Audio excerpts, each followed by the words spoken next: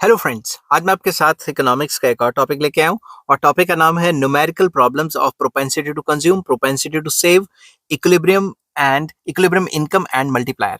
तो जो aggregate demand, aggregate supply and related concepts वगैरह हैं या determination of income, employment, output है, उसके न्यूमेरिकल्स किस तरीके से आ सकते हैं आपको इस वीडियो में मैं ये डिस्कस करूंगा। ठीक है, तो एक एक करके मैंने सारे टाइप के न्यूमेरिकल सॉल्व किए हुए हैं और चैप्टर का नाम है determination of income and employment और इस चैप्टर के सारे लिंक्स आपको इस वीडियो के डिस्क्रिप्शन में मिल जाएंगे। चलिए शुरू करते हैं। जितने भी न्यूमेरिकल्स हैं एक एक करके। तो सबसे पहला न्यूमेरिकल मैंने बताया जो सिंपल है, calculate average propensity to consume, marginal propensity to consume, average propensity to save and marginal propensity to save from the following data. आपको दिया हुआ है इनकम, आपको दिया हुआ है कंजम्पशन। तो बहुत आसान है, आपने लिख लेना है इनकम कितनी है 1000, 1200, कंजम्पशन है 900 एंड 1060। तो सेविंग्स अगर आपने निकालनी है तो सेविंग्स क्या होती है, इनकम माइनस कंजम्पशन। तो इनकम क्या है 1000, कंजम्पशन क्या है 900, तो सेविंग कितनी होगी 100। ठीक है, और अगर इनकम 1200 है और कंजम्पशन है 1060, तो 1200 माइनस 1060 करेंगे तो सेविंग्स आपकी आ जाएंगी 140। ठीक है, अब आप ध्यान से समझें इस बात को। एवरेज प्रोपेंसिटी टू कंज्यूम का फॉर्मूला होता है कंजम्पशन डिवाइडेड बाय इनकम। तो कंजम्पशन कितना है हमारा 900 और हमारी इनकम कितनी है 1000, तो 900 डिवाइडेड बाय 1000 इज 0.9। सिमिलरली अगर दूसरे लेवल पे निकालनी है तो कंजम्पशन कितनी है 1060 डिवाइडेड बाय इनकम कितनी है 1200, तो 1060 डिवाइड बाय 1200 इज 0.88। तो ये तो आपको पता ही है ना कि इनकम के बढ़ने से एवरेज प्रोपेंसिटी टू कंज्यूम गिरती है। अगर हमने मार्जिनल प्रोपेंसिटी टू कंज्यूम निकालना है जिसका फॉर्मूला होता है change in consumption bye change in income, तो हमें क्योंकि इनिशियल लेवल के ऊपर वाले लेवल के तो नहीं दिए हुए, तो हम एक ही लेवल के निकाल पाएंगे। फर्स्ट में हम डैश लिख लेंगे। तो अगर हम देखें 100 से मतलब 1000 से 1200 जब हुई तो चेंज कितना आया इनकम में 200, और यहाँ जब कंजम्पशन जो है 900 से 1060 चेंज कितना आया 160, तो 160 डिवाइडेड बाय 200 तो ये आपका एमपीसी आ जाता है 0.88। सिमिलरली अगर हमने एवरेज प्रोपेंसिटी टू सेव निकालना है, इसका फॉर्मूला है सेविंग ओवर इनकम। तो सेविंग कितनी है यहाँ पे 100, इनकम कितनी है यहाँ पे 1000, तो 100 डिवाइडेड बाय 1000 इज 0.1। सिमिलरली दूसरे लेवल पे सेविंग कितनी है 140 डिवाइडेड बाय इनकम कितनी है 140 डिवाइडेड बाय 1200 इज 0.12। सिमिलरली अगर हम निकालेंगे एमपीएस तो इसका फॉर्मूला है change in saving bye change in income. तो फर्स्ट लेवल का नहीं निकाल पाएंगे क्योंकि इससे ऊपर वाले लेवल्स का तो हमें गिवन ही नहीं है। तो अगर हम देखें तो सेविंग में कितना चेंज आया यहाँ पे 40 का चेंज, और इनकम में कितने का चेंज आया यहाँ 200 का चेंज। तो 40 डिवाइडेड बाय 200 इज 0.2। तो इस तरीके से बहुत ही आसान है ये न्यूमेरिकल को सॉल्व करना। नेक्स्ट न्यूमेरिकल आ जाता है कैलकुलेट एपीसी एंड एमपीसी। मान लो आपको आ गया एपीसी और एमपीसी निकालो। आपको इनकम दी हुई है 2000 3000 और कंजम्पशन के लेवल्स भी 1900 एंड 2700 दिए हुए हैं। ठीक है, तो अगर आपको निकाला है एपीसी एंड एमपीएस, ठीक है, एपीसी और एमपीसी नहीं है, मैंने शायद एपीसी और एमपीसी बोल दिया था, एपीसी एंड एमपीएस दिया हुआ है। तो सबसे पहले वही वाली बात कि सेविंग ये इनकम और कंजम्पशन तो गिवन है, सेविंग क्या होती है इनकम माइनस कंजम्पशन। तो 2000 माइनस 1900 दैट विल बी 100, और अगर 3000 में से इनकम में से कंजम्पशन 2700 माइनस कर देंगे तो ये आ जाएगी 300। ठीक है, तो अब ध्यान से देखें एपीसी का क्या फॉर्मूला है सी बाय वाई। तो सी कितना है 1900 डिवाइडेड बाय इनकम कितनी है 2000, तो 1900 divided by 2000 is 0.95। Next level की जब हम करेंगे 2700 डिवाइडेड बाय 3000 इज 0.9। तो अगर हम एमपीएस निकालें ये क्या होगा change in saving divided by change in income. तो सेविंग में कितना चेंज आया 100 से 300 हुई तो चेंज कितना आया 200 का, और यहाँ इनकम में कितने का चेंज आया 1000 का, तो ये कितना आया 0.2। तो यहाँ पे बच्चे कंफ्यूज हो जाते हैं कभी कभी कि भाई एमपीएस निकालना है तो हम सेविंग क्यों निकालें, क्योंकि एमपीएस के थ्रू मतलब सेविंग के थ्रू ही तो एमपीएस निकलेगी ना। तीसरे टाइप का क्वेश्चन में आपको पूछा हुआ है कि एमपीसी एंड एमपीएस निकालो, आपको इनकम का और कंजम्पशन का डाटा गिवन है। तो मैंने फर्स्ट कॉलम इनकम का दे दिया, दूसरा जो है कंजम्पशन का दे दिया, तो हमें एमपीसी और एमपीएस निकालना है। तो मैंने सेविंग्स निकाल ली, सेविंग्स क्या इनकम माइनस कंजम्पशन, तो 4000 माइनस 3400 इज 600, वैसे 5000 माइनस 4000 इज 1000। तो अब ध्यान से देखो एमपीसी क्या होता है change in consumption bye change in income. तो कंजम्पशन में कितना चेंज आया 600 का, इनकम में कितना चेंज आया 1000 का, तो 600 डिवाइडेड बाय 1000 इज 0.6।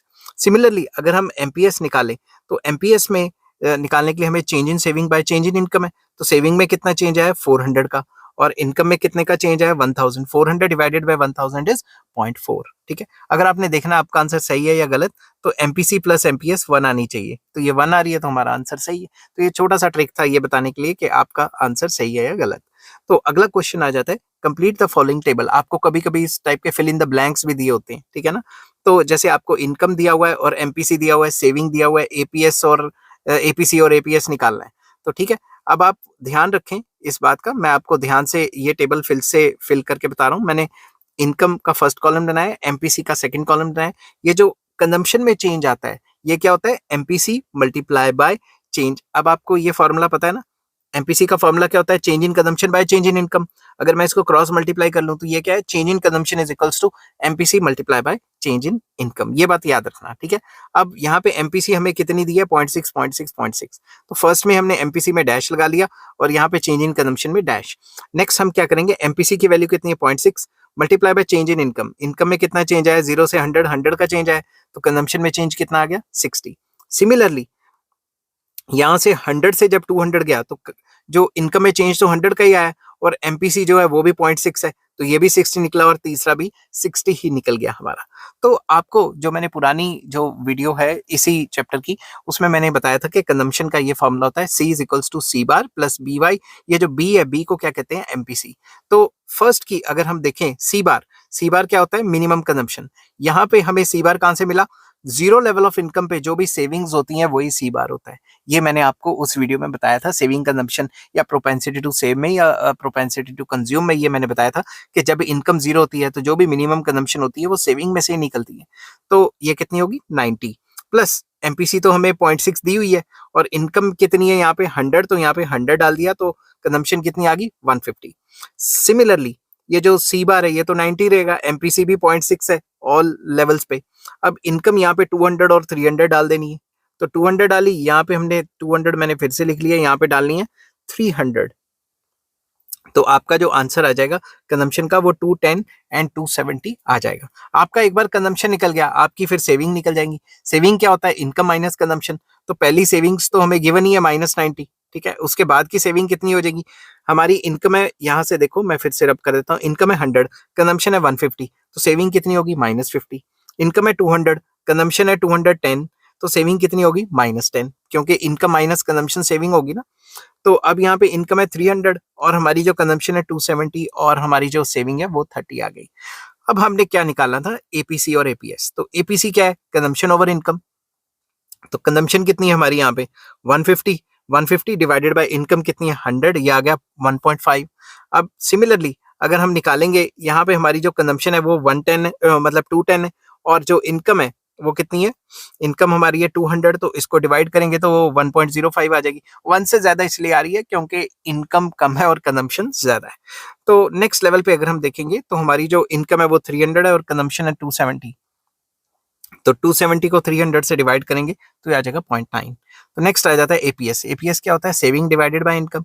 तो सेविंग कितनी है, अगर आप देखोगे ध्यान से तो यहाँ पे जो सेविंग है उसको इनकम से डिवाइड करना है। तो फर्स्ट वाला तो मैं डैश लगा देता हूँ क्योंकि जीरो ही है। नेक्स्ट सेविंग है -50 डिवाइडेड बाय 100 करेंगे तो -0.5 आ जाएगा। फिर -10 डिवाइडेड बाय 200 करेंगे तो -0.05 आ जाएगा। और यहाँ से फिर 30 डिवाइडेड बाय 300 करेंगे तो ये 0.1 आ जाएगा। समझिए बात। तो शुरू में जो सेविंग्स है नेगेटिव होती हैं, इसी वजह से जो एपीएस है वो नेगेटिव आ रही है। ठीक है, नेक्स्ट न्यूमेरिकल करते हैं, थोड़ा सा इससे एडवांस्ड आ जाता है। गिवन द कंजम्पशन फंक्शन आपको गिवन है, C is equals to 300 plus 0.8y and income आपको गिवन है 4000। Find the level of consumption, इन कंजम्पशन का लेवल निकालो। तो ये तो बहुत आसान है।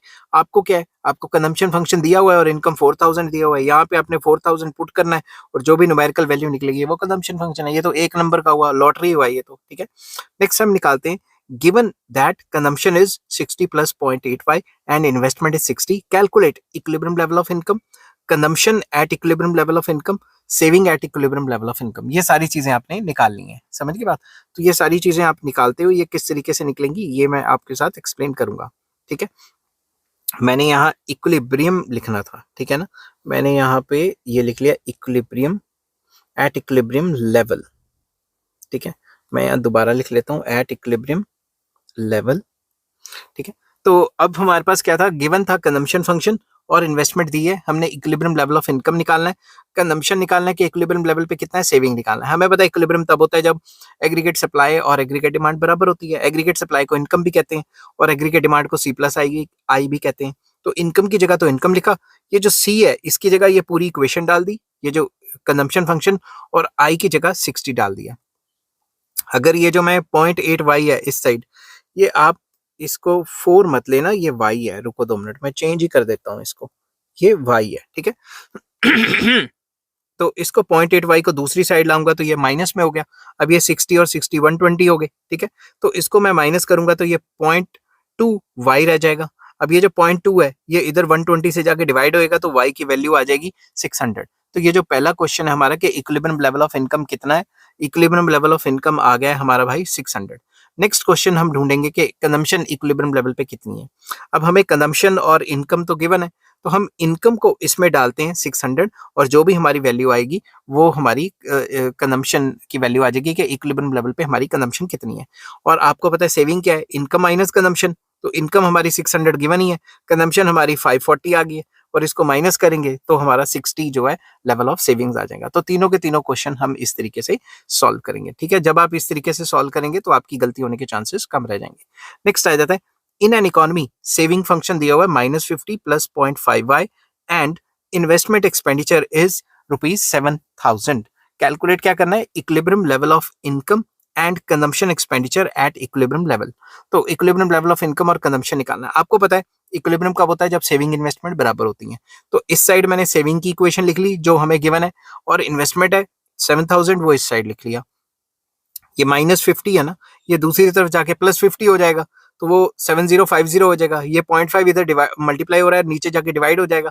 तो इक्विलिब्रियम लेवल ऑफ इनकम कितना आ गया हमारा, डिवाइड करके 14,100। ठीक है, इसके बाद हम कंजम्पशन लेवल देखते हैं। कंजम्पशन क्या होता है, consumption is equal to income minus consumption, क्योंकि हमें ये इक्वेशन पता है ना, y is equals to c plus S. तो अगर c निकालना है तो y माइनस एस सी होगा ना। ठीक है, तो अब जो कंजम्पशन है इसका फॉर्मूला क्या है, c बार प्लस बी वाई। अब ये c बार क्या है, c बार मतलब मिनिमम कंजम्पशन। अब ये जो सेविंग की इक्वेशन में ये जो फॉर्मूला है ना -50, मैंने यहाँ लिखा है -50, तो ये जो माइनस c बार होता है यही यहाँ पे c बार होता है। समझ गए बात, वहां पे क्या था माइनस c बार, माइनस में 50 था, यहाँ पे आके प्लस में 50 हो जाएगा। और b कितना है 0.5। ठीक है, b यहाँ पे कितना दिया हुआ है, अब ध्यान से देखो, यहाँ पे ये जो 0.5 दिया हुआ है सेविंग की इक्वेशन में, ये क्या होता है एमपीएस। ये जो है ये क्या होता है एमपीएस। एमपीएस कितना दिया हुआ है 0.5, तो एमपीसी प्लस एमपीएस क्या होता है 1। तो अगर ये हम देखें तो एमपीसी क्या है 1 माइनस एमपीएस। तो एमपीएस तो 1 माइनस 0.5 करेंगे तो एमपीएस की वैल्यू एमपीसी की वैल्यू 0.5 ही आ जाएगी। ठीक है, तो ये 0.5 आ गई, समझ गई बात। नेक्स्ट हमारा जो इनकम है वो ऊपर हमने निकाल ली है, ये वाली 14,100, इसमें प्लॉट कर देंगे तो हमारे पास कंजम्पशन आ जाएगी। तो ये क्वेश्चन बड़े आसान होते हैं, बस आपको propensity to consume, save, multiplier और इन सब के फॉर्मूले याद रखने होते हैं और कुछ नहीं होता। ठीक है, अब मैं आपको एक और क्वेश्चन कराता हूँ, what will be the value of multiplier when MPC is 1, MPC is 0 and MPC is equal to MPS। हमें पता है मल्टीप्लायर का फॉर्मूला क्या है 1/1 माइनस एमपीसी। तो एमपीसी की वैल्यू 1 है तो इस एमपीसी की जगह 1 डाल दिया, तो 1/1 माइनस 1 करेंगे तो 1/0 हो गया, ये इन्फानाइट आ गई। और अगर एमपीसी की वैल्यू 0 है तो एमपीसी की जगह 0 डालेंगे तो 1 डिवाइडेड बाय 1 रह जाएगा, तो ये तो 1 नहीं आ गई। इफ एमपीसी प्लस, आपको पता है एमपीसी प्लस एमपीएस 1 होती है, तो आपको दिया है कि अगर एमपीसी और एमपीएस बराबर होंगी तो एमपीसी और एमपीएस बराबर होंगी तो एमपीसी एमपीएस तो हाफ ही रहेगी ना। तो अगर एमपीसी हाफ है तो इसकी वैल्यू कितनी आएगी, तो इसमें एमपीसी की जगह हाफ प्लॉट कर दोगे तो 2 आ जाएगी। तो लॉटरी के क्वेश्चन है ये, समझ के बात। तो इसमें आपको 2-3-4 क्वेश्चन और करवाता हूँ डिफरेंट डिफरेंट टाइप्स के। इन एन इकोनॉमी एमपीसी की वैल्यू मान लो 0.7 है, 0.75। If investment is increased by ₹100 crore, अगर इन्वेस्टमेंट 10 करोड़, 10 करोड़ से बढ़ाई, how much would be the increase in income, income में कितने से इंक्रीज आएगा। आपको होता है मल्टीप्लायर का फॉर्मूला 1/1 माइनस एमपीसी। एमपीसी की वैल्यू कितनी है 0.75, तो यहाँ पे मैंने 0.75 डाल दिया एमपीसी की जगह, तो 1 माइनस 0.75 इज 0.25, तो 1 डिवाइडेड बाय 0.25 इज 4। तो मल्टीप्लायर का फॉर्मूला क्या है, change in income as a result of change in investment. और अगर इनकम में चेंज देखना है तो क्रॉस मल्टीप्लाई करेंगे, तो मल्टीप्लायर मतलब K की value multiply by change in investment. Multiplier कितना है 4 और इन्वेस्टमेंट कितने से बढ़ी है 10 करोड़, तो ये 4 multiply bye 10 crore that will be 40 crore. तो इस तरीके से भी हम इसको सॉल्व कर सकते हैं। तो हमें पता लग जाएगा जो इनकम है उसमें चेंज आया 40 करोड़ का। नेक्स्ट आ जाता है in an economy national income increases by 500 crore as a result of increase in investment of 125 crore, calculate MPC. तो हमें ये पता है कि मल्टीप्लायर का फॉर्मूला क्या है, change in income as a result of change in investment. तो इनकम में कितना चेंज आया 500 करोड़ और इन्वेस्टमेंट कितनी की थी 125 करोड़। तो मल्टीप्लायर का फॉर्मूला अगर हम लगाएं यहाँ पे तो डिवाइड करके आंसर मल्टीप्लायर का क्या आ गया 4। तो मल्टीप्लायर का क्या फॉर्मूला होता है 1/1 माइनस एमपीसी। तो मल्टीप्लायर की जगह 4 लिख दिया, एमपीसी को ऐसे ही छोड़ दिया, क्रॉस मल्टीप्लाई किया तो ये आ गया 4 मल्टीप्लाई बाय 1 माइनस एमपीसी।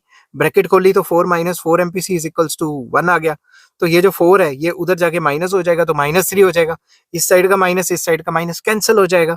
तो एमपीसी की वैल्यू कितनी है, ये जो यहाँ 4 आ रहा है उधर जाके डिवाइड हो जाएगा तो 0.75 आ जाएगा।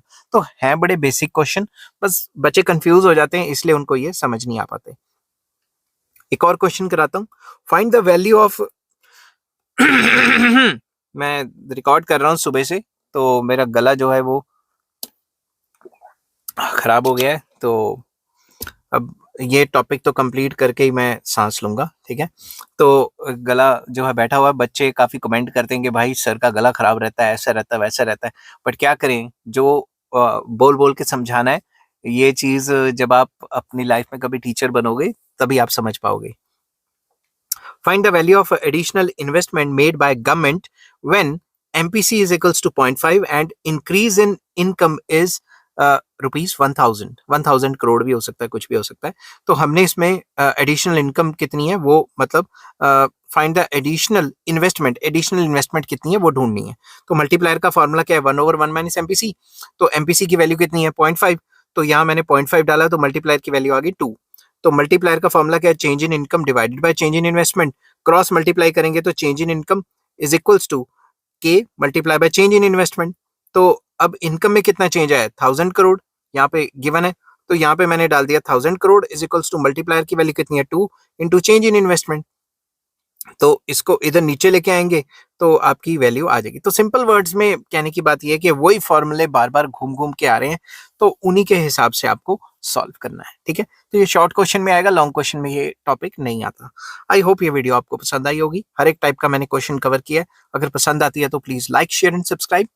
और इस चैप्टर का नाम था determination of income employment and output और इस चैप्टर के सारे लिंक्स आपको इस वीडियो के डिस्क्रिप्शन में मिल जाएंगे। Take care, bye bye.